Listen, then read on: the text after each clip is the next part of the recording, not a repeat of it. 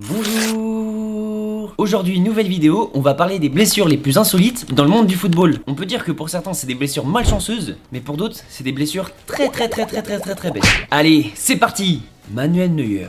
Le 5 mars dernier, le Bayern Munich accueille le Bayern Leverkusen en 8ème de finale aller de la Ligue des Champions. Victoire 3-0 des Bavarois, la soirée est belle, magnifique hein. Sauf qu'au moment de célébrer le deuxième but de Moussala à la 54ème minute, Manuel Neuer a un petit peu forcé sur la célébration. En allant courir avec tout le monde pour célébrer le but, le capitaine bavarois s'est fait une déchirure du mollet. Résultat, il a été absent pendant 2 mois et il est revenu juste pour les 2 derniers matchs de Bundesliga. Bon, on peut dire qu'il a loupé tous les matchs les plus importants. Julien Escudé. En 2002, alors qu'il peut signer à Manchester United et du coup réaliser son rêve, Julien Escudé trébuche sur son chien et se fait une entorse du genou. Du coup, il ne pourra pas passer la visite médicale pour signer chez les Red Devils. Comme quoi United commençait déjà à porter malheur à cette époque. En parlant de blessure à cause d'un chien, il y a aussi Darren Barnard qui s'est fait les ligaments croisés en glissant sur une flaque d'urine de son chien. Tout simplement. Lionel Letizy. En 2002, le gardien du PSG Lionel Letizy joue au Scrabble. Alors là, on peut se dire comment se blesser avec le jeu de société le plus calme au monde. Eh bien si, car Lionel Letizy a tout simplement fait tomber une pièce et a voulu la récupérer et il s'est bloqué le dos. À cela, il a été absent 3 mois. J'espère pour lui qu'il a au moins gagné la partie de Scrabble. Romain Amouma.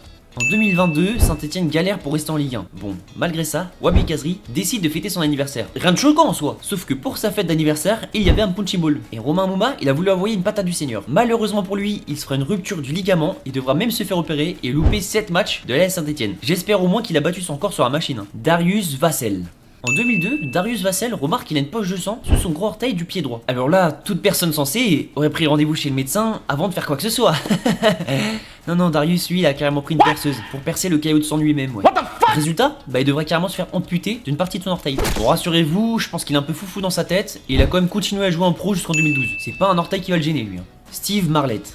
À quelques jours de l'Euro 2024 où il est sélectionné avec la France pour y participer, Steve Marlet joue justement avec son accréditation. Me demandez pas pourquoi, Malheureusement, en tirant sur le plastique, le document lui revient dans l'œil et lui provoque une déchirure de la cornée. Il participera quand même au voyage avec les Bleus pour aller à l'Euro, mais suite à sa blessure, il ne jouera aucun match. Pourquoi il n'a pas voulu ranger cette foutue accréditation? Obligé, il voulait trop flex avec. Philippe Mexes. En 2013, Philippe Mexes décide de se faire une petite séance de bronzage dans une cabine UV. Mais il en abuse un peu et subit carrément une inflammation à l'œil. Je ne sais pas pourquoi tous les joueurs français ont des blessures à l'œil, mais je pense qu'il faut enquêter. Il loupera 2 matchs avec l'AC Milan et sera bien moqué par la presse italienne. Bon, en même temps, les journalistes, je peux les comprendre un peu là.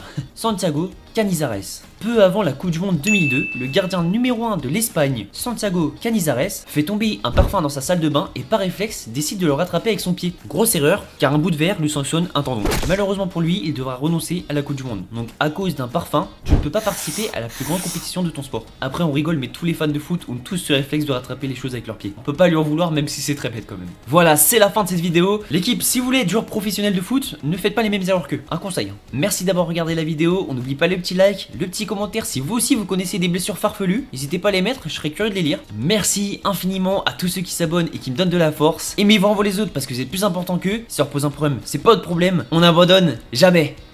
Merci.